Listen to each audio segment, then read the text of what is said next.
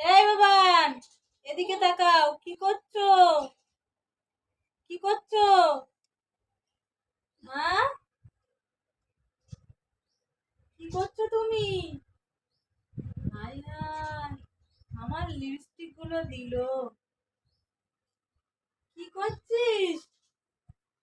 এই বাবান, দাঁড়াও কেন? কি করছো? কি করছো তুমি? এদিকে নিয়ে এসো লিপস্টিক। এদিকে নিয়ে এসো। হ্যাঁ,